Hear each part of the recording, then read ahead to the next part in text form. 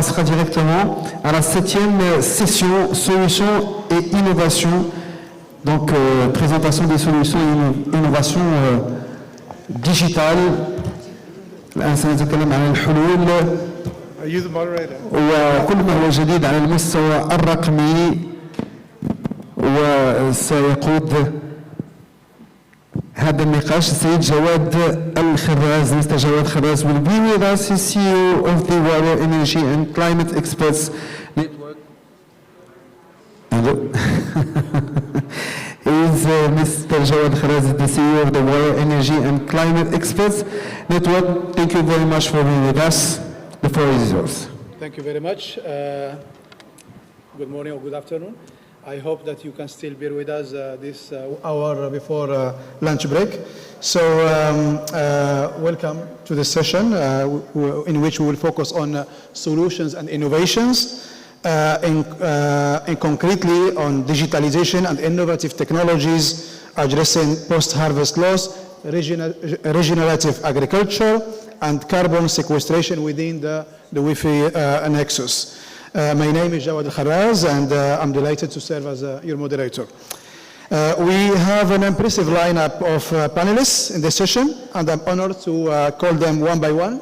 Before I do, I need to recall that we have only 60 minutes, 1 hour, and I would love to ask our panelists to make it in 7 minutes maximum for each intervention, and then we'll see if we can have some questions. So I will start with Dr. Zainab Mishal from Texas A&M University. Thank you very much for coming. Dr. Ahmed Moussa, Director of ENSA, l'École nationale des sciences appliquées à Tanger. Please. Dr. Khalid Azim, National Institute of Agronomic Research, Morocco.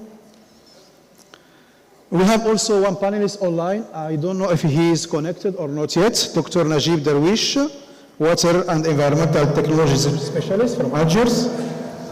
Dr. Imtiaz Farhan Ben Habib, CEO and co-founder of AgroNochain.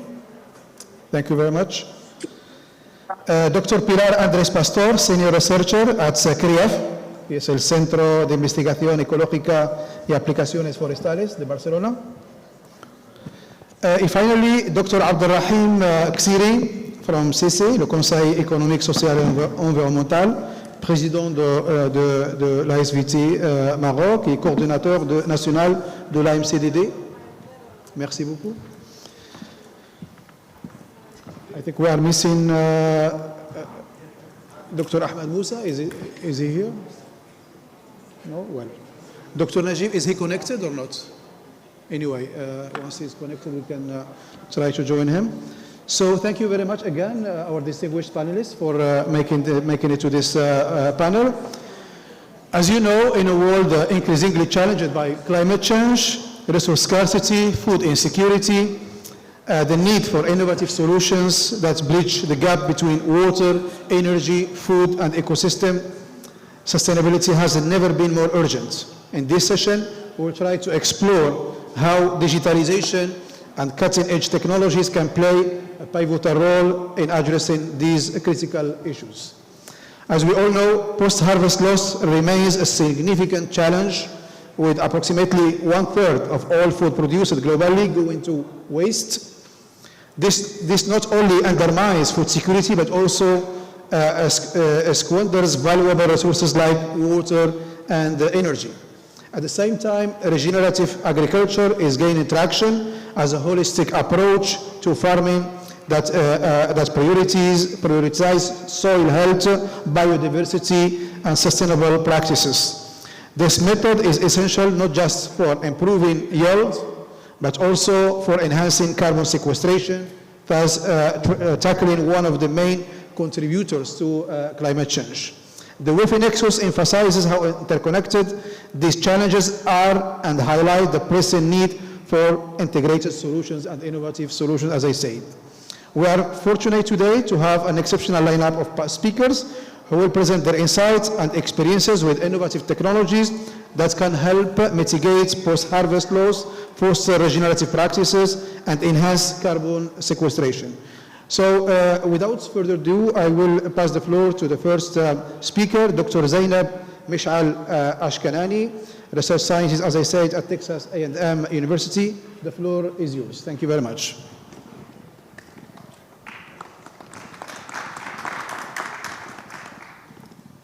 Hello, everyone. It is a pleasure to be here today to discuss my topic, which is the WIF Nexus tool that has been developed to see all the interactions that take place within the WIF Nexus resources.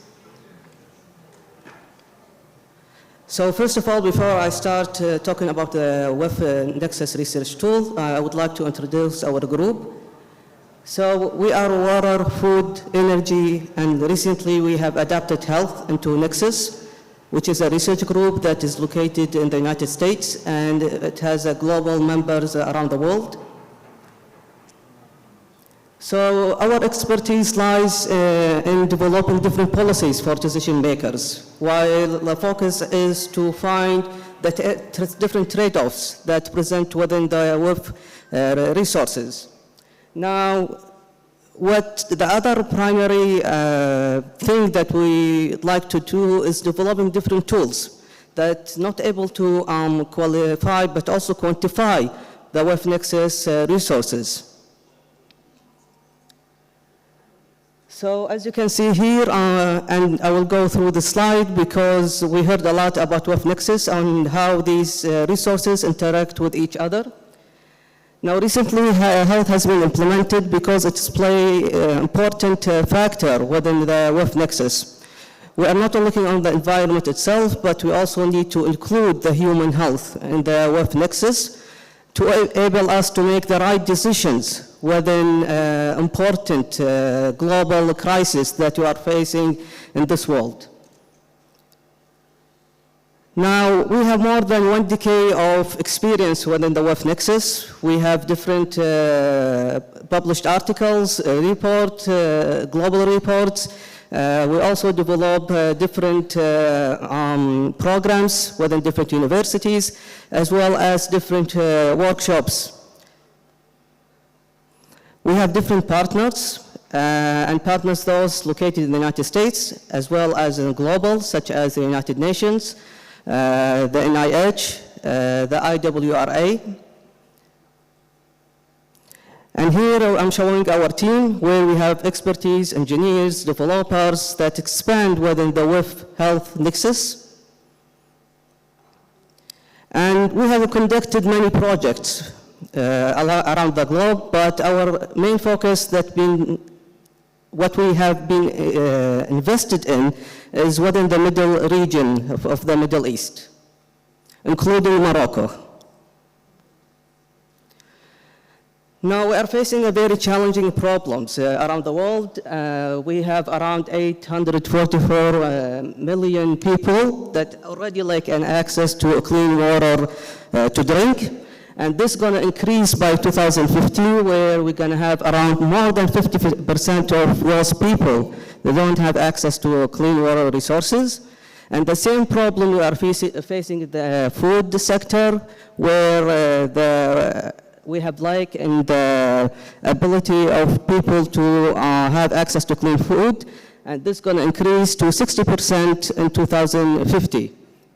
Now, in terms of energy, we have around 1.1 billion people that lack access to energy sources, and this is going to increase to around 80% in 2050. Now, the reason why we included health into this analysis is that, as you can see, that health is highly interconnected with the food supply, water sources, and energies that are available around the world. Now, what is indicated that in 2050, the healthcare cost will increase more than 37%, and around 50% of the global access to quality healthcare will be decreasing. So what is available right now? Now, as the previous panel had been discussing, is that we need to conduct projects. But the problem that we are facing that we have only access to qualitative analysis. And this led us to develop the Wolf Nexus research tool, where we look at what is the gap present in the knowledge, okay? So we don't have any operator tool that can look at the Wolf Nexus resources, but only those tools available online look at each sector independently. Also, there is no effective mechanism that put policymakers along with different communities, such as the public sector, as well as research institutions. So there is some gap of communication between them. Also, there is difficult to compare different approaches that track progress on annual level, as well as in the long term. So here were the Wolf Nexus research tool being initiated, and to fix these gaps that are present already in the literature. Now, this tool is available online, and it is free to use for anyone who would like that. And basically, in our project, we customize this tool to be specific within the region of interest. So what you can do with this tool, basically you can develop your own scenario, your own water, energy, and food scenario, or you can develop a mix match in these scenarios. Now at the back end, as you can see here, we have, As you can see here, we have different calculations and codes that apply, where it looks at the different measurements within the food sector, energy, and health. Then we have different scenario outputs that allow policymakers to look at those related to water, land, energy, cost, emission, resilience in terms of import and export of food production, as well as nutrition within the food itself. Then we look at different trade-offs, and this tool allows you to see your scenario can fall within the balance between all the trade-offs to achieve resilience, sustainability. Okay. Now I'm just going to talk about the Lebanon case, and basically where we use this tool to identify and quantify critical interconnection, as well as develop a framework. And as one of the concerns that brought out by one of the of the people, that we need to include locals, where we included the farmers in Lebanon, and where they are willing to adapt those policies that we suggest for them.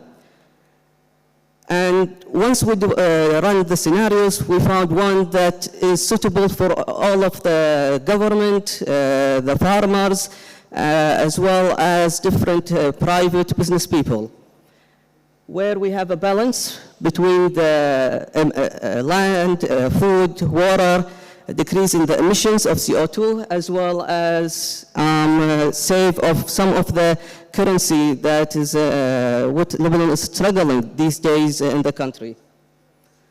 Now, in developing any of these tools, what we are doing right now is to implement AI models. So basically, we developed AI models that can not only predict or detect the interdisciplinary conflicts within the WEF, but also suggest for new policies that can be adapted by the government as well.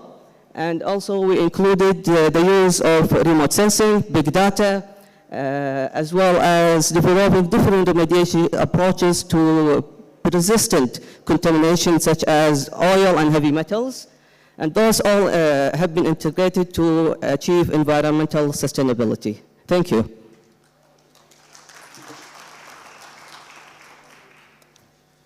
Thank you very much, Dr. Zainab, for this very insightful presentation. You know, we cannot manage a resource without being able to measure it. So it's very important to use models, model the nexus and show the decision makers how we can save in resources, or how can we save also in financial resources.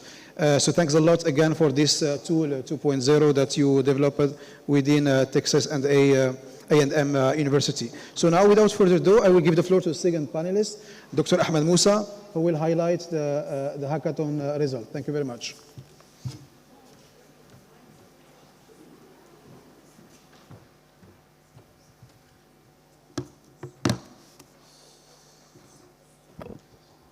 Bonjour tout le monde. Je félicite l'équipe organisatrice et la région Tanger-Tetouan-Al de cet événement. Et je vais un peu présenter en fait cette idée que nous avons élaborée avec l'équipe organisatrice. À sa tête, c'est Rafik, le vice-président. Et on était une équipe qui est composée de 3 personnes de la région ou du système socio-économique de la région et aussi de professeurs de l'enseignement supérieur. Donc on a lancé l'appel du hackathon avec les termes clés du Nexus, c'est l'eau, l'énergie et la sécurité alimentaire. En fait, comme vous savez, justement, je pense qu'il y a beaucoup de personnes qui ont parlé de ça. Il y a bien sûr un gap entre ce qui est recherche et développement, innovation, et ce qui se passe au niveau du système, on va dire, tous les problèmes qui sont liés à l'eau, à l'environnement et l'énergie. Et on a essayé un petit peu de lancer ce challenge envers le secteur académique. Il y a un gap et on essaie un petit peu de rapprocher ce gap et que ces jeunes, on aimerait bien qu'ils soient mieux sensibles de ces questions et bien sûr qu'ils traitent mieux l'avenir qui est plutôt leur avenir. Ce sont des jeunes de 21 ans, entre 20 et 25 ans. C'est très important qu'ils soient conscients de ce qui se passe au niveau de l'environnement. Donc on a fait cet appel, on avait 120 participants, 31 équipes et justement on s'y attendait. Est-ce que les majorités des projets ils sont beaucoup plus vers les systèmes d'information ou bien vers l'informatique, mais il n'y a pas une connaissance approfondie des problèmes réels qui sont liés à l'eau et à l'énergie, à la sécurité alimentaire. Donc je pense que c'est le challenge de ce hackathon, c'est ce carrefour qui va nous permettre à ce que ces futurs ingénieurs ou bien ces futurs lauréats soient plus près de ce qui se passe au niveau de l'environnement. Donc on a sélectionné 6 équipes et on avait des projets, donc je vais rapidement vous parler un petit peu de ces 3 projets qui ont eu les prix. Donc il y a un projet EcoCrops, c'est révolutionner l'agriculture avec l'intelligence artificielle. Donc ça, c'est un projet qui est purement système d'information collaboratif entre les personnes qui travaillent dans l'agriculture, soit des chercheurs, soit des agriculteurs et le secteur académique. C'est une plateforme qui est très bien faite et on les encourage bien sûr pour continuer. Et après, je vais parler qu'est-ce qu'on doit leur mettre en place pour qu'on puisse aboutir à ce type de projet. Le deuxième projet, c'était Greenbee. Greenbee, c'est une ruche intelligente. Une ruche intelligente, c'est une ruche placée quelque part et elle est connectée à tout ce qui se passe à son environnement. Avec bien sûr, c'est-à-dire est-ce que les abeilles ils sont là, est-ce que les abeilles sont en bonne santé, parce qu'il y a des signaux c'est-à-dire qu'ils sont transmis directement vers GPS, il y a la qualité de l'air, il y a beaucoup de choses qui montrent un petit peu est-ce que les ruches elles sont en bonne santé. Il y a tout un système d'intelligence artificielle qui permet à l'agriculteur bien sûr de comprendre qu'est-ce qui se passe au niveau de cette ruche. Donc vous avez que les ruches ils sont un peu placées un peu dans les montagnes et puis c'est difficile d'aller chaque fois voir c'est-à-dire on est en temps réel, on est en train de surveiller ces ruches. C'était un très bon projet et qui a bien avancé. Le premier prix, c'était AgriSky. AgriSky, c'est dans la même démarche de surveillance de l'agriculture, mais cette surveillance, elle est beaucoup plus adaptée parce qu'en fait, c'est plus ou moins un drone, c'est des drones qui sont équipés de capteurs qui sont en train de surveiller l'agriculture. Et bien sûr, l'idée n'est pas nouvelle si on parle un petit peu de ce qui se passe mondialement. Ça existe, les drones qui sont en train de surveiller, mais nous, on est dans un contexte qui est différent. Parce qu'en fait, comme vous savez, chaque région, elle a son contexte, elle a c'est-à-dire ses spécificités, et du coup, c'est-à-dire ce système, il pourrait adapter, il pourrait informer les agriculteurs de ce qui se passe. Alors, l'originalité aussi, c'est que ce sont des systèmes qui sont électroniques, des systèmes électroniques avec des capteurs. Et il y a tout un mélange d'informations qui arrivent, qui doivent être traitées, notamment la santé des arbres, la santé de l'agriculture, les paramètres, l'eau, l'humidité, le sol et ainsi de suite. Donc tout ça, c'était dans un système d'intelligence artificielle et c'était le premier prix. Alors, si je fais un récap de cette expérience, et je suis content que c'est-à-dire il y a un monde académique qui fait du savoir qui est maintenant dans ce monde-là parce qu'il y a de la finance, il y a des décideurs, il y a de la politique, mais l'innovation, l'université, le vrai savoir, il est là. Donc ce gap, comment on va le rétrécir pour qu'on puisse plus en symbiose avec ce qui se passe dans notre monde. Donc j'ai cité quelques contraintes qui peuvent être remontées. Si on prend par exemple, c'est vrai qu'il y a les infrastructures et la connectivité qui concernent plus le rural marocain. Comme vous savez, tout le monde n'est pas connecté. Mais il y a un problème énorme. Lorsqu'on regarde un petit peu, il y a un illettrisme numérique au niveau des agriculteurs, au niveau des paysans. Et c'est là où on cherche un petit peu de comprendre qu'est-ce qui se passe. C'est pas nous, mais on aimerait bien que ces étudiants ou bien ces chercheurs, ces innovateurs, qu'ils soient mis à table, même avec le paysan, pour comprendre le vrai problème. Parce que s'ils comprennent les problèmes, ils vont mieux les traiter et ils vont trouver encore des solutions pour les résoudre. Il y a aussi la question de résistance au changement au niveau des agriculteurs. Ils ne veulent pas changer leurs agricultures, ils ne veulent pas changer leurs habitudes, et ainsi de suite. Ça aussi, c'est aussi le rôle de toute une société qui doit être mis en place. Bien sûr, il y a les intégrations avec le système, parce que pour passer d'un système à un autre, il y a une complexité. Et bien sûr, il y a aussi les normes et les réglementations. Ça, je parle de contraintes. Ne vous inquiétez pas, il me reste 2 minutes. Les solutions technologiques. Donc là,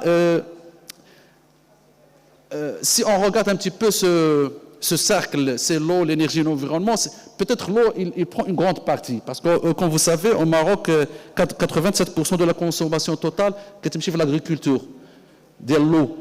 Et c'est là, peut-être, on a un problème énorme. Et utilisation des systèmes d'information, de surveillance, de contrôle, les systèmes d'irrigation intelligents, développement d'applications spécifiques, ce sont tous des solutions technologiques à les mettre en place. Mais comment? Donc là, je passe vers les solutions. Donc, comment booster la recherche et l'innovation technologique pour résoudre les problèmes liés à l'énergie, à l'eau et à la sécurité alimentaire? Premièrement, et tout à l'heure j'étais avec Rafik, la chose qui revient, c'est investir dans la recherche et le développement lié au secteur en question. On doit investir dans la recherche et l'innovation et le développement. Le concours qu'on a fait, le hackathon, ça fait partie des solutions.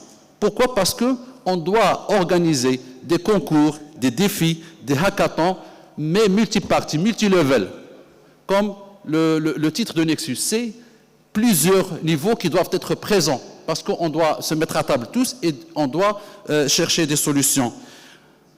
Pour continuer, qu'est-ce qu'on doit passer? On doit passer aux incubateurs, au niveau des universités, des organismes de recherche. On doit passer aux incubateurs et développer, bien sûr, des partenariats, comme j'ai dit tout à l'heure, multiniveaux, et ouvrir les données. Parce qu'il y a un vrai problème, enfin un problème, c'est encourager.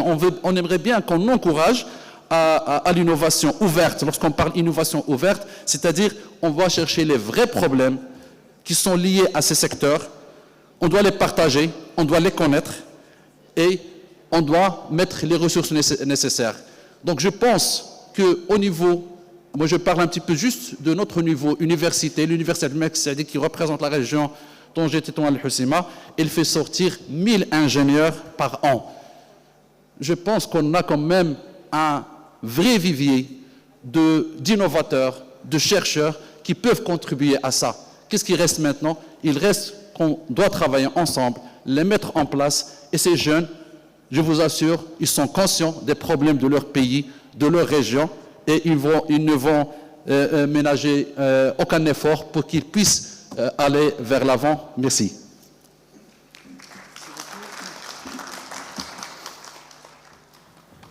Merci beaucoup, c'est Moussa. Donc, merci d'avoir mis l'accent sur les réalisations de ces jeunes ingénieurs. Donc, vous avez dit 120 ingénieurs en 31 équipes. Donc, tout ce que vous avez cité, donc l'intelligence artificielle, les systèmes d'information géographique, les drones, les capteurs, les données, etc. Donc, tout ça, évidemment, l'innovation est primordiale pour pousser ce nexus eau, énergie, alimentation, écosystème. Et évidemment, notre futur est dans les mains de ces jeunes. Donc, on s'attend beaucoup à leur innovation. Et définitivement, ce genre de compétition, hackathon et défis, etc., encourage ces innovations et ces idées out of the box, comme on dit. Merci encore une fois. Donc là, je passe la parole à Dr. Khalid Azim. He will present or give a presentation on organic and agroecology, what's impact on agriculture and environmental sustainability. Sir Khalid, the floor is yours. Thank you.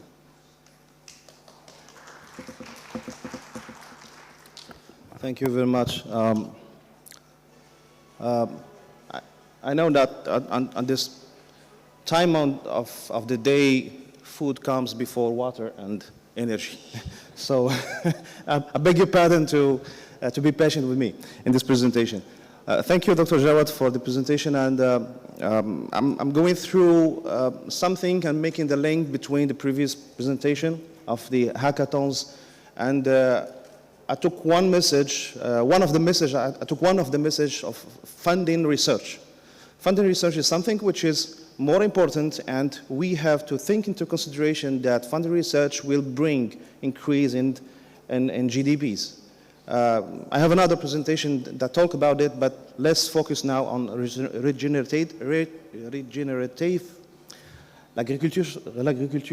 régénératrice, regenerative agriculture. It's very difficult to pronounce it.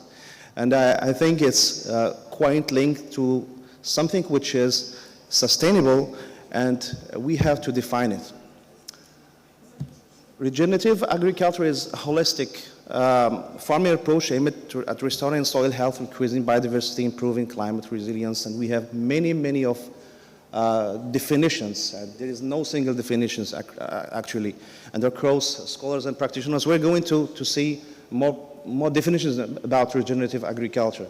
It focuses on soil, biodiversity, and integration of socio-economic and environmental aspects.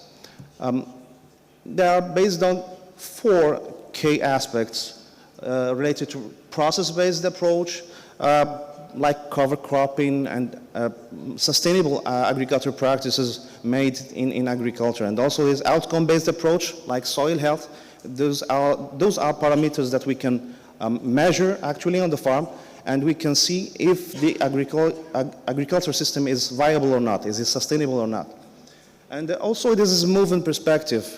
This is more farmer-oriented and movements that are trying to mainstream this agricultural systems. But actually there is no label for that, and unfortunately there is no label for that. And also there is another key aspect, which is economic consideration, saying that every agriculture system should be viable economically, and this is normal because every farmer look for production and earning money. This is quite something which is obvious. But we can say that regenerative, sustainable are coming after how to say, a conventional agriculture which was more industrialized, oriented to markets, mass production of food, but also mass destruction of resources. As a matter of fact, it is a state of global biodiversity, 69% loss of biodiversity, and agriculture is one of the main factors driving biodiversity losses. But regenerative, sustainable, we say also something which is related to organic agriculture and the ecological agriculture. Why? I think that all the definitions I've said before can be merged in one agricultural system like organic and ecology, because it is, how to say, it's a wide, far organized value chain. We can see IFOM, this is the International Federation of Organic Agriculture movement based in Germany, and also there is also a value chain organization like Biofach. It's an exhibition of organic foods, and actually it's the next week in Nuremberg in Germany. Also, we can say that organic agriculture and ecological agriculture are more organized by a certification scheme, by regulation, national regulation. In Morocco, we have the 39.12 national regulation of organic farming, and also it is funded by the Moroccan government. Talking about Moroccan government, this is a fund from the Green Generation Strategy from the Ministry of Agriculture. It cost about 1.5 billion dirhams, shared 50% between the government and the private sector. And by 2030, the goal is to achieve 100,000 certified area of organic agriculture, and also gross production of approximately 600,000 tons of organic produce, from which 114,000 tons of produces will be exportable to Europe, to the United States and Canada, and also some interesting markets. Organic farming plots as an impact on the environment shows about 32% abundance, and more 23 species richness compared to conventional agriculture. Less pesticide in agroecology, but no pesticide in organic, and more biopesticide, biofertilizer used in agriculture, and more biodiversity and hedgerows, and also more something which is beneficial to agroecosystems.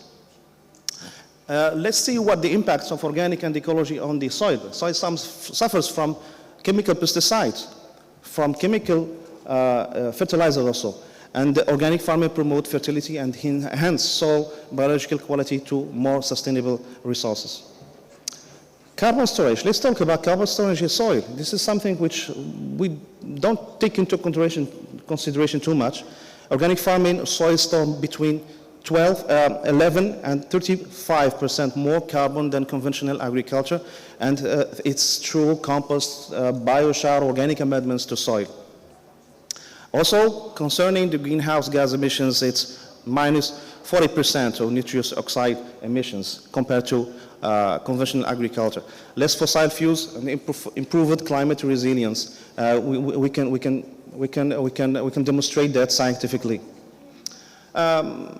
This coming to the end, we have an exciting case study in Egypt, and I'm proud to be part of it as in the project funded by GIZ between Morocco, Tunisia, and Egypt.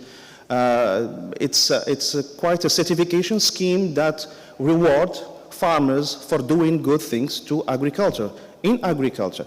This is a project in Wahat, in the south of Egypt, about 336 hectares, in which we can plant trees and sequester about 6,300 tons of carbon.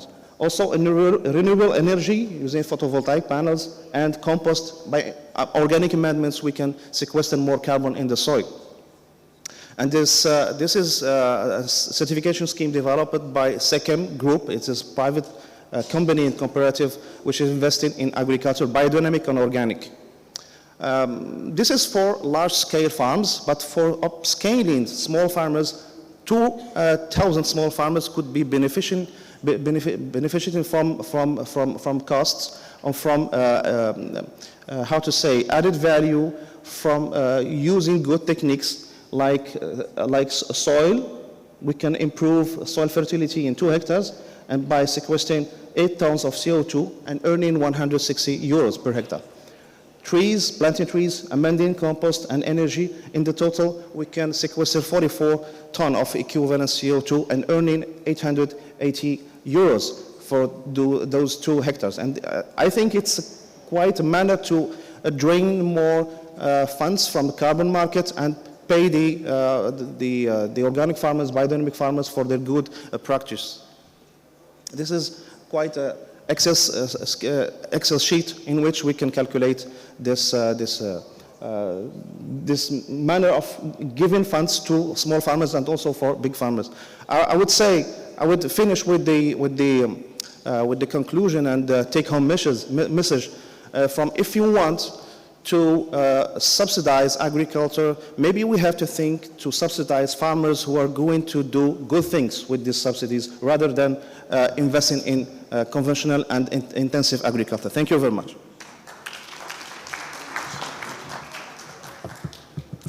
Thank you very much, Si Khalid, for shedding the light on ecological and organic farming, its implications, but also highlighting this carbon offset certificate. Maybe we can talk about, if we have time after the different interventions. So without further ado, I will give the floor to our friend Sinajib Darwish. Are you online? Sinajib? Yeah, do you hear me, Sinajib?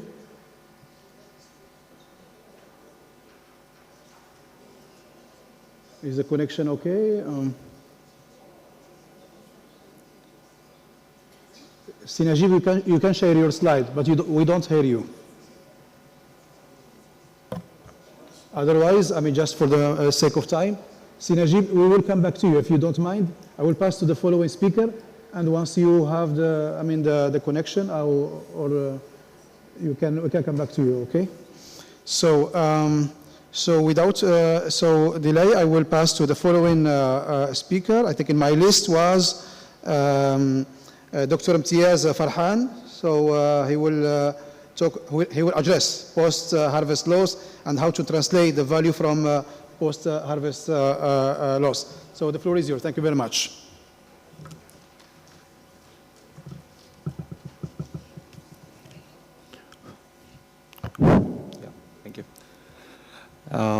Assalamu alaikum. Bismillah ar-Rahman ar-Rahim. Thank you everyone for organizing this wonderful event and being a part of it. I know that we are the few ones who stand between the lunch and you, so bear with us for a while. I promise it to be really fast. I promise Jawad as well, Dr. Jawad as well, that I'll be fast, inshallah.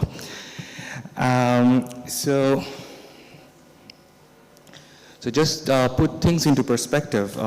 In a world of scarcity, global post-harvest loss is about, in the world of scarcity, the global post-harvest loss is about 31% in average, and 14% of the global food loss happens between after harvest, that is post-harvest, and between the retail section. So on an average, last year, we have already wasted about $3 trillion worth of food. And this example pertains globally. For example, in Morocco, there is a 36% post-harvest loss when it comes to wheat. And in 2022, it was close to $1 billion worth of wheat that we have lost. This is persistent in produce like dates and fruits due to microbial infestation as well. For example, pests and poor harvest practices. So this reduces the farmers' profitability heavily. It's important to mention that post-harvest is usually caused by a few generic factors. One is improper harvesting and post-harvesting practices. And there are factors like biological factors like infestation and contamination, and not managing environmental factors. And perhaps most importantly, having a wrong supply chain and a volatile market. So this can be reduced actually, and in fact, solving this means improved food security, increased income for the value chain partners, reduced environmental damages due to food wastage, and upholding sustainability goals like zero hunger and responsible consumption and produce. I know I'm talking about food right before lunch, so again, bear with me. So you see, we are here at a very important discussion at WEF. If you consider WEF, all the 4 functions, food is perhaps the consumer side of all the functionalities. It consumes the others and makes sure it translates into a better ecosystem. So post-harvest is actually the first step to secure the next harvest. It's even before pre-harvest. So if we can reduce the post-harvest damages, then we can make sure that the basket doesn't have any hole in it, and all the investments we are investing in all these sustainable projects and development goals, those don't go into waste. So if you consider that we have invested $1 billion in a sustainable projects, for example, in a solar project, solar power projects, 30% of the results will go waste if we have post-harvest loss. So in Bangladesh, I'm from Bangladesh, by the way. So in Bangladesh, there was a 40% average post-harvest loss. So in order to solve this, which amounts approximately about $20 billion annually, and we have designed a solution that's called digital clearing house, in order to make sure that the trade is going efficiently between the producers and the processors, and interaction is efficient between stakeholders like government agencies and financial bodies like banks and other investors. We have also introduced this model to incorporate agri-entrepreneurs who provide value addition services into the system. Now, if you look closely, on the right-hand side is the market, and on the left-hand side would be the supply provider. This includes all the value chain actors who are actually providing to the market. So we have created a portal, that's the digital clearing house. It's developed on blockchain, so it's secured and tracked, and the traceability can be ensured. So in this way, we actually get the demand from the market and distribute it periodically to the farmers, so that all the produce are not dumped into the market at the same time.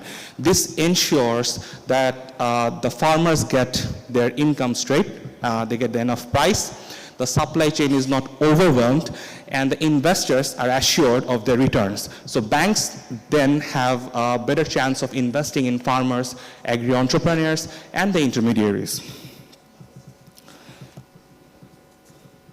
A market-based solution ensures better ROI on the green and development initiatives as well. This also provides stakeholders with better transaction management and can get better access to finance. And these contracts being based in blockchain is easy to validate and uphold. We have introduced IoT and AI-based quality control system, which ensures assurance and standards in the system. Additionally, this also lays a ground for better cross-border agri-trade and initiatives. So someone living in a different land can get their product quality assured through our system.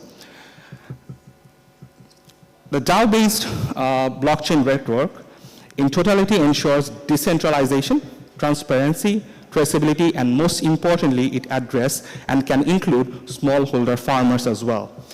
Basing on a blockchain platform makes it inclusive to financial products which are in the niche market, which are also Sharia compliant as well. I think in the last panel, Jibril also discussed this. And these ones can be rolled out very smoothly because of the transparency can be ensured. And in this way, as it lays the ground for new markets, for niche products, niche financial instruments, the market, which actually we have been discussing about how to finance the newer approaches of these financial instruments, can easily be introduced and decoded into the system.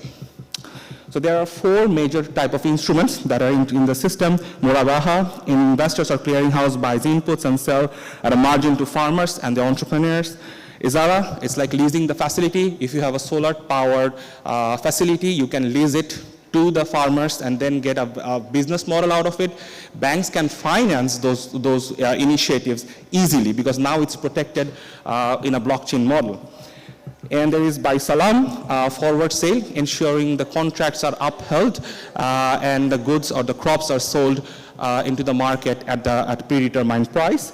Musharaka, the classic one, partnership agreements for financing farmers, agri-tech entrepreneurs, and products at pre-arranged profit and loss ratio. So that is, in one word, translating the value from post-harvest loss into something more efficient and that can create benefit to the whole value chain. So what value can be derived from the post-harvest loss? So far, in our experience, we have onboarded 20,000 farmers directly with us and 120,000 farmers through banks and our partners. We have translated 40% of these losses into 20% more income for the farmers, ensuring better prices for consumers, lowered climate abuse, and reduced resource wastages. We are now actually talking about how to create better development models backed by our digital clearinghouse system, and that can be rolled out so that we can track the benefits which are being targeted to the beneficiaries actually, so that we can justify these projects, get more financing for better ones. Post-service loss has long been a silent killer. It's a leakage within the system and wastes the resources. So it's time to make sure that the efforts don't go in vain. Our journey has revealed the introduction and the innovation isn't just about efficiency, but it's also about sustainability. Thank you. Thank you very much, Dr. Imtiaz, for your insightful presentation and again highlighting the value from the post-harvest loss and the different, the digital platform that you develop, and also highlighting the Islamic finance that could also contribute to financing such kind of models. Thank you very much. So without further ado, I will give the floor to Dr. Pilar Andres Pastor. The floor is yours.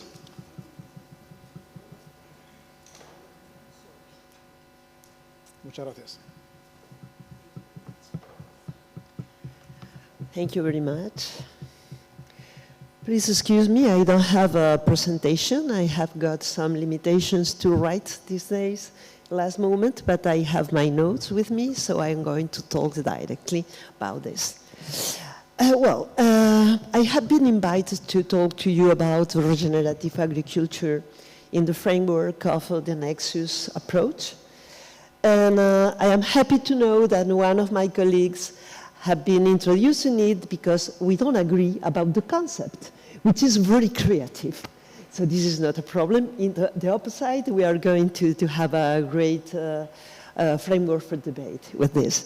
The reason why I was invited to talk about this is I am working very directly from Barcelona with a Spanish producer that call themselves regenerative.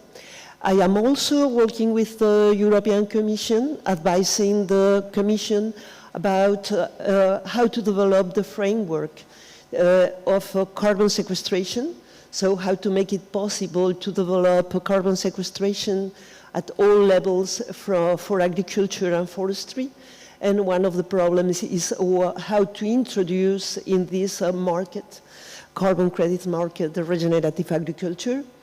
I'm also working with the Spanish and Catalan governments to introduce regenerative agriculture into their policies. So I think I am more in touch. I am a researcher, a soil ecologist, but I am really talking in the name of regenerative farmers who introduce me in their concept, or real concept from below. Because regenerative agriculture is a bottom-up response. This is not top-bottom, but bottom-up response, kind of reaction of farmers to the effects of intensive agriculture derived from the Green Revolution on carbon climate and on their own sustainability. A farmer told to me, there is no doubt that we must not continue with this system, intensive systems. This is an evidence for us.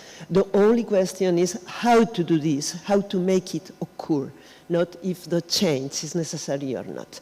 So the question is that this intensive agriculture is producing currently 26% of total of global greenhouse gases emissions from food industry, of the whole food industry. Of this quarter contribution to the global production of these gases, 82% are producing during production of food, not during transport, transformation. 82% are due to production, and from them, about 50% are due to methane emissions from animal production, to meat production and milk production, and handling of the residues of the animal production. 36%, more or less, is due to emissions from soils, due to nitrogen emissions, due to the use of mineral fertilizers. And soil degradation affects in this moment 60 to 70% of the agricultural soils in the European Commission. I know it is worse in other continents, but it is very serious even in the arid area of Europe that can be comparable and extrapolable to your situation here. So my first contact with regenerative agriculture came, I had been working for a lot of time in the United States with the center, the headquarters of the Soil Global Biodiversity Initiative, and also with the group who produced all the big models, the Dyson and Century, that are used globally to estimate carbon balance around the world. So I came back to Europe and I was directly attacked by farmers, but almost physically they came around me in a conference. You must help us, you are here now, you must help us to monitor the effects of our regenerative agriculture. First time I went in touch with this on soil biodiversity and on soil organic matter sequestration of carbon in our soil. So they put in front of me their main indicators. Their main indicators was not money, was not production. We are concerned about soil biodiversity and soil organic matter that they have correctly identified as the motor of a real base for agricultural functioning. Because of, from the nexus point of view, having soil organic matter in soil is not only about fertility, but also about resilience of agriculture against drought, against aridity. So it's crucial for them to get soil, to get water in soil that is provided by soil organic matter. And then also, why are they preoccupied by soil biodiversity is due to the very strong effect, protective effect of soil biodiversity against pests. So the protection they get, they can eliminate other pesticides and other kind of things by handling their biodiversity. So this is my first contact. And the second that was really inspiring was the leader of Agrarians, the biggest organization of regenerative agriculture in Australia, Darren Doherty, who told me suddenly, I don't know why the hell are you worrying about credits in Europe? I don't need credits. I don't need money. I don't need payments. If I cannot survive with my regenerative agriculture, I am doing something wrong. I can do this. I can close all cycles of my farms, and we are doing this by spending or planning at the landscape scale, planning landscape, and also planning a very, very integrating organizational resilience. So we are making resilience through organization. So we have two scales here. You have a part that is, my colleague has already mentioned, that is physical, is how to handle soil and biodiversity, that totally differs from organics. So I have made a meta-analysis on organics, and organics can be absolutely destructive for soil, absolutely. This is only a guarantee of human health. You are not going to use pesticides in the food, but you can make a very aggressive tillage. And this is organic, and this is bad. So this is not the same. We have some physical requirement about stopping biocide, fertilizer, about eliminating tillage, but what is more important for the survival of this kind of activity is the social transformation. Second-order cooperatives are working very correctly, so organization of a second level of cooperatives to share manipulation and transformation spaces, to share machinery, and to share knowledge. This is what is, and including the whole market chains in their strategy. So regenerative people is transforming the business model around production. What is required, finally, from politicians and land managers are three kinds of questions.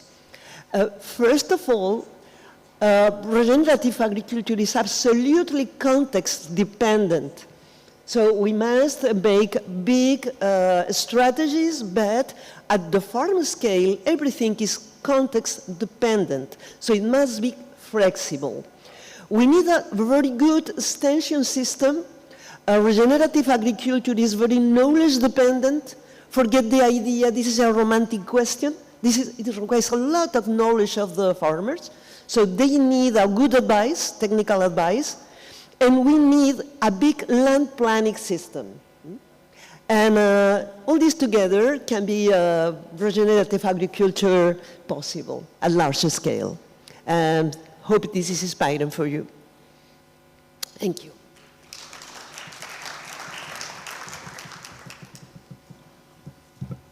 Thank you very much, Dr. Pilar, for sharing with us your insights regarding the regenerative agriculture and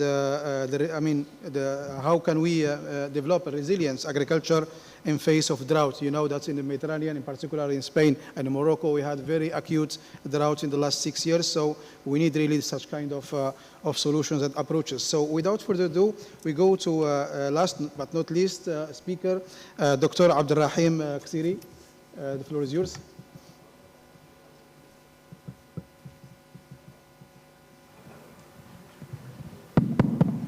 Merci.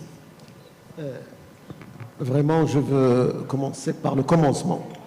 Et d'ailleurs, c'est toujours la question de compréhension du concept ou de la définition, la terminologie.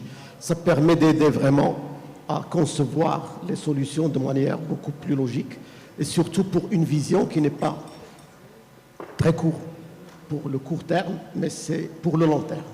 Parce que les grands changements ne peuvent pas se faire avec le temps politique ou le temps technique même. Et donc, dans ce contexte, de quoi on parle? On parle de 3 domaines, l'énergie, l'eau et l'agriculture, auxquels on a ajouté les écosystèmes, parce qu'on s'est rattrapé un peu pour dire que ces 3-là ne peuvent pas fonctionner si l'écosystème est perdu. Et donc, dans ce contexte, on a choisi 3 éléments ou systèmes écologiques et ressources naturelles. Et on a dit, voilà, maintenant il ne faut plus travailler uniquement sur un secteur, un domaine. Il faut travailler sur les 3 domaines. Mais en réalité, on ne fait que retourner vers la base. La base, c'est la nature. Alors, dans la nature, tout ce qu'on a, c'est un ensemble d'éléments, un ensemble de structures, de systèmes, et ils sont tous interdépendants. vous ne pouvez pas les séparer. Il y a des micro-écosystèmes, il y a des méso-écosystèmes, il y a des méga-écosystèmes. Et tous les écosystèmes, toutes les ressources sont interdépendantes. La question clé qui se pose, c'est maintenant comment faire pour garantir d'abord une offre, bien sûr pour l'espèce humaine, mais les autres espèces, mais en même temps qu'elle soit durable et qu'elle soit de qualité.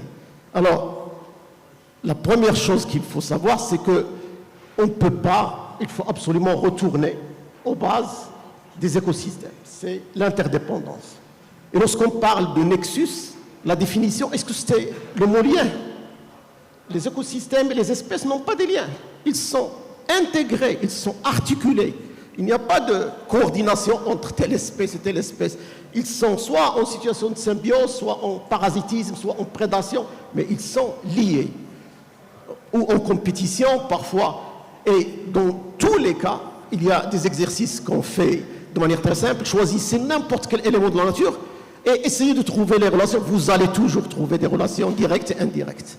Maintenant, puisque la définition c'est ça, c'est l'articulation, pourquoi on n'a pas réussi dans nos systèmes politiques de gestion de ces domaines?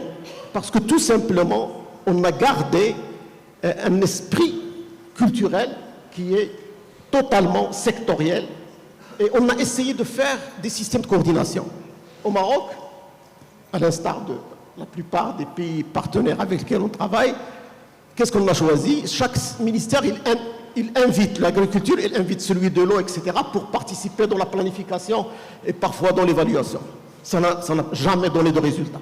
Donc ça existe. On a appelé ça approche participative, mais en réalité, le monsieur qui vient chef de division ou direction, il n'a pas le pouvoir. Et donc, lorsque ça monte après, on trouve qu'il y a une autre planification dans l'autre domaine qui ne prend pas en compte tout ce qui a été dit par. Et après, on a dit, peut-être qu'il faut un ministère spécial pour ça. On a créé un ministère de convergence des politiques publiques et d'investissement. Et bien, malheureusement, en réalité, cette fonction, c'est la fonction des chefs de gouvernement. C'est lui qui coordonne. Donc ça, il y a un ministère qui jouera le rôle de bureau d'études pour aider, mais ce n'est pas une question de connaissance.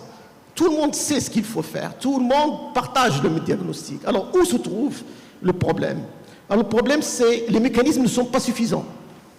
Alors, moi, par exemple, lorsqu'on parle d'intégration, soit il y a l'entrée budgétaire, il faut absolument que les budgets, un certain pourcentage du budget, ne soit alloué que s'il y a un travail entre les parties prenantes, soit une entrée, bien sûr, de planification, c'est obligatoire, mais j'ai trouvé un modèle qui est à petite échelle au niveau canadien, où on a des institutions où chacun, il est membre dans le conseil d'administration de l'autre.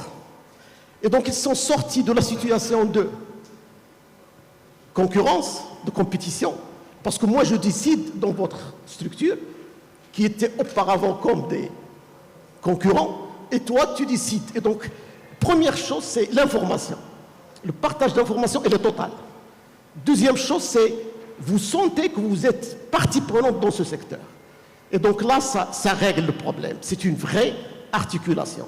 Je crois qu'on doit évoluer vers ça. Peut-être qu'on ne peut pas faire ça dans toutes les structures, mais peut-être qu'on donnera le droit à un acteur scientifique, au ministère de l'Agriculture, d'avoir un pourcentage de décision. Un acteur de changement culturel, parce qu'on sait que le changement, ce n'est pas toujours technique. Il y a beaucoup de problèmes qui ont une origine culturelle. On a parlé tout à l'heure de résistance. Il y a des résistances culturelles face au changement, que ce soit chez les agriculteurs ou les autres acteurs, c'est-à-dire en bas de la chaîne, mais il y a aussi au niveau des décideurs. Et c'est le pire, lorsque un décideur est convaincu de quelque chose, c'est difficile de mettre en place, même si le discours va dans le bon sens, mais enfin la réalisation est toujours totalement déconnectée par rapport à la réalité. C'est pourquoi il y a aussi le système d'évaluation. Et d'abord, c'est le mot c'est ça ce qui permet de faire évoluer et d'intégrer. Mais malheureusement, c'est parmi les choses qui ne se font pas de manière d'abord indépendante et autonome, Et au Maroc, on a même, dans le domaine de la recherche scientifique, l'institution, elle a fait pas mal de prérogatives dont elle a les compétences, mais la partie évaluation n'est pas encore faite. Donc il faut un système d'évaluation rigoureux, régulier. C'est lui qui permet de recadrer et de réorienter. Alors maintenant, est-ce qu'il y a intégration? Est-ce qu'on peut parler de l'eau, l'énergie et l'agriculture sans la mer, sans l'océan, sans l'économie bleue? Est-ce qu'on peut parler sans la forêt? C'est pratiquement impossible. Est-ce qu'on peut parler sans les zones humides? Et d'ailleurs, la sécurité alimentaire maintenant, l'innovation, ça va dans le sens de l'intégration. Les micro-algues et les algues, c'est un aliment de sécurité alimentaire essentiel. Il est à la base de production animale, mais aussi, il est aussi une nutrition. Pour une raison très simple, c'est que la planète a été créée avec les 2 tiers d'eau et 1 tiers qui est terrestre. Donc, en réalité, il faut chercher le potentiel le meilleur, c'est dans l'eau, on a le 2 tiers. Et le Maroc, par hasard, par le bon des hasards, il a aussi les 2 tiers d'espace maritime, 1 tiers. Et le corps humain, c'est aussi 2 tiers d'eau. Et donc, il faut absolument comprendre qu'il faut aller là. Les algues, maintenant, ils sont utilisés pour les stations d'épuration. Ils sont utilisés pour à la place de certaines technologies. C'est pourquoi il y a 2 mots-clés. La même chose, lorsqu'on parle de la nourriture, il y a aussi des insectes. Jusqu'à présent, il y a beaucoup de ressources halieutiques africaines qui ont été vraiment perdues parce qu'on a pris un certain nombre de poissons, surtout les sardines, on les transforme en aliments pour le bétail. Donc, il y a interaction entre les deux. Ce n'est pas uniquement l'eau, ce n'est pas uniquement le dessalement de l'eau. Même l'eau qui n'est pas dessalée, il sert énormément et il doit faire partie de l'avenir de la sécurité alimentaire et la sécurité. Dernier mot, c'est 2 concepts structurants et l'innovation doit aller dans ce sens. Ça a été dit par le PNUD tout à l'heure, c'est les solutions fondées sur la nature parce qu'ils apportent et ils cadrent un petit peu les recherches et innovations dans le sens et l'économie circulaire. Je crois que ce sont les concepts structurants qui doivent orienter nos innovations pour le futur. Merci. Merci beaucoup, M. Xeri, pour vos réflexions. Mes collègues m'ont informé qu'apparemment, Dr Najib n'a pas pu se connecter, donc je pense, voilà, on arrive à la fin du panel. Mais quand même, Najib est en ligne, je vais voir avec Najib. Si Najib, vous êtes en ligne? Si vous êtes en ligne, si vous pouvez partager votre présentation. Parce que là, on entend bien. C'est Najib? Bon, je pense que notre ami Najib, il a peut-être des difficultés de connexion. Donc, comme on est en retard, donc peut-être je vais permettre, peut-être une question ou 2 maximum de l'audience. Si quelqu'un veut réagir aux différentes interventions. Peut-être tout le monde veut... qui? Ah ouais.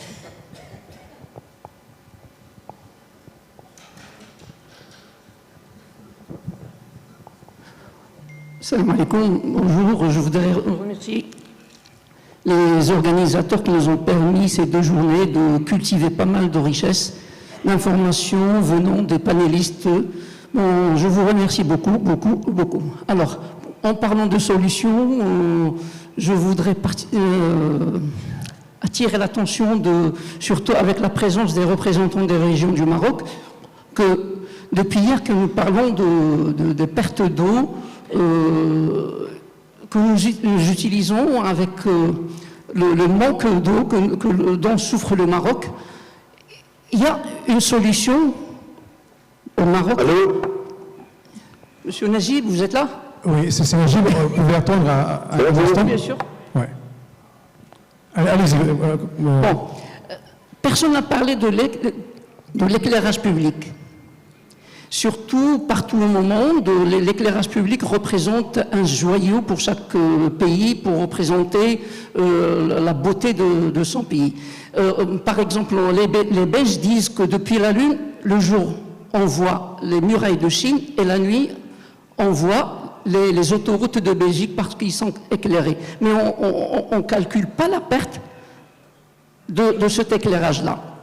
Au Maroc, maintenant, on parle de relamping, c'est-à-dire changer les ampoules de l'halogène en LED. Et ça a coûté des milliards de dirhams. Mais au Maroc, le Maroc a la deuxième usine au monde de fabrication des réverbères à enveloppe solaire.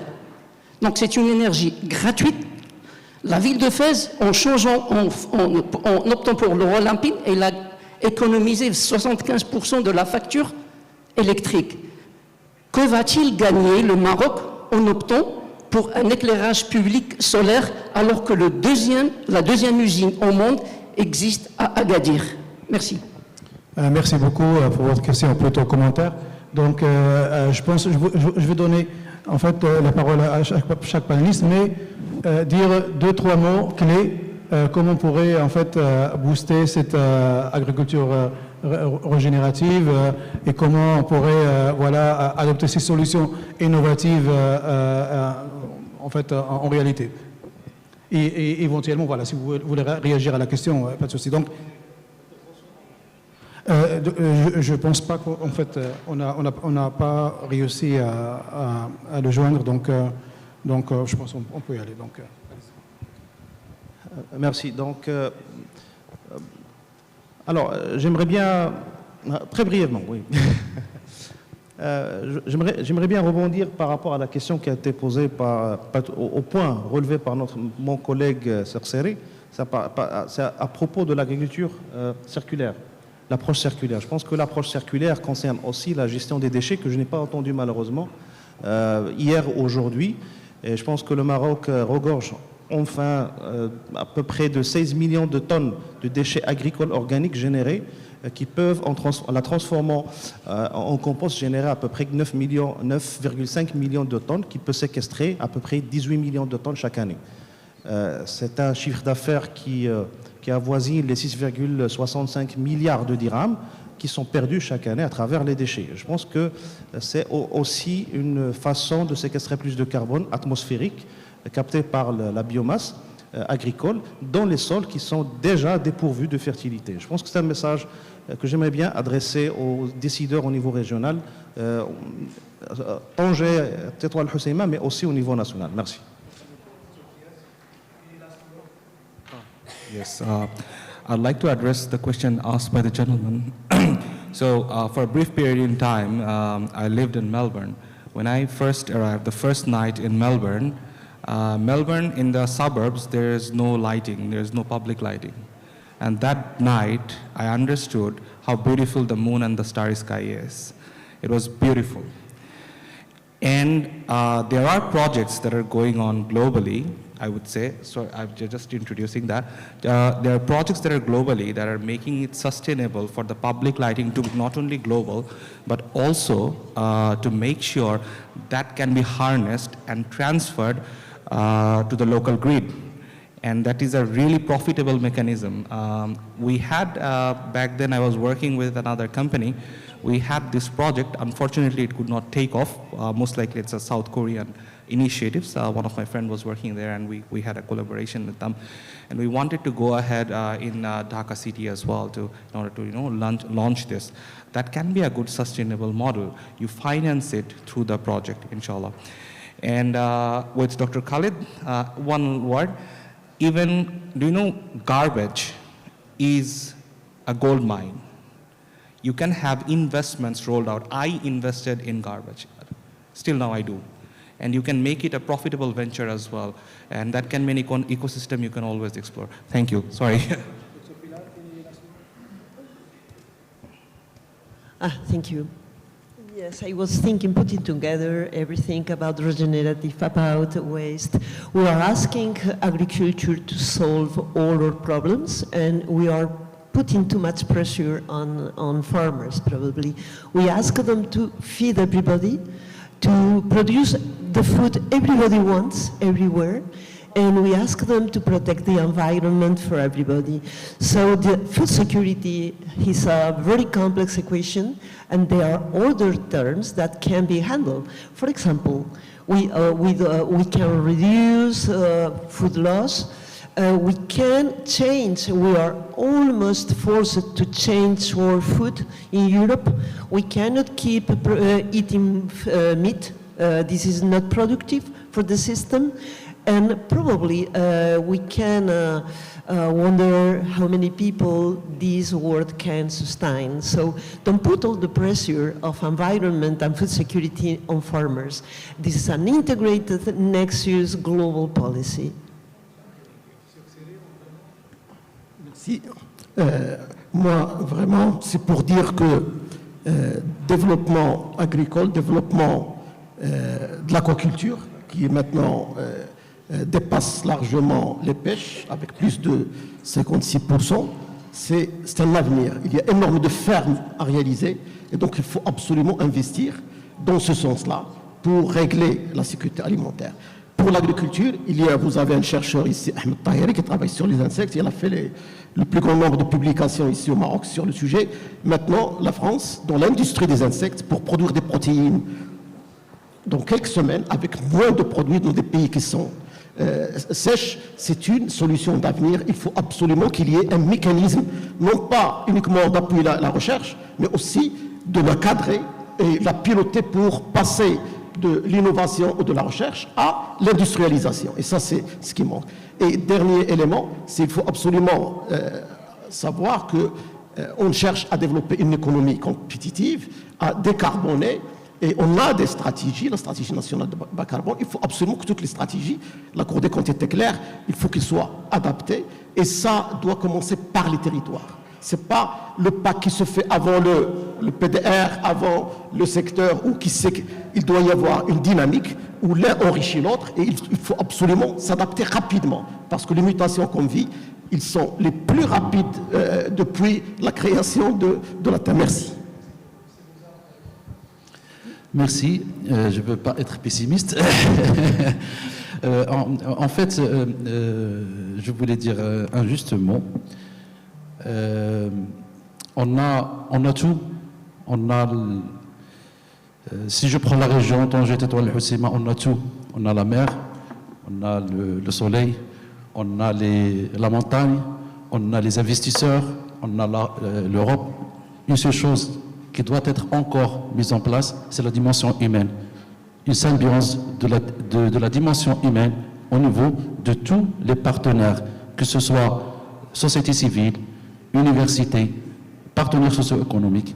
On doit discuter et travailler, et chacun, il donne sa touche pour un meilleur développement, notamment le développement durable, parce qu'on en a besoin.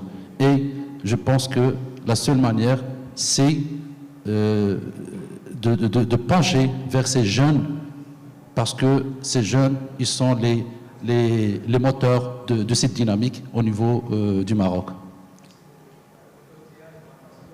Okay, so I'm just going to mention a remark. I worked on a project with Morocco in the past, but this is my first time to be here in Morocco. And I'm amazed with the strong infrastructure that this country has and the brilliant mind of the people here. And can Morocco make it? Can it succeed? Of course, I have no doubt whatsoever.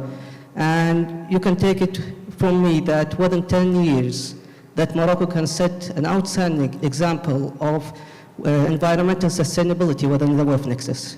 Thank you. Thank you very much, distinguished panelists. Please join me to applaud all the panelists, and thank you very much, everyone. And I think it's time for lunch break. Thank you very much. Let's have a group photo before leaving.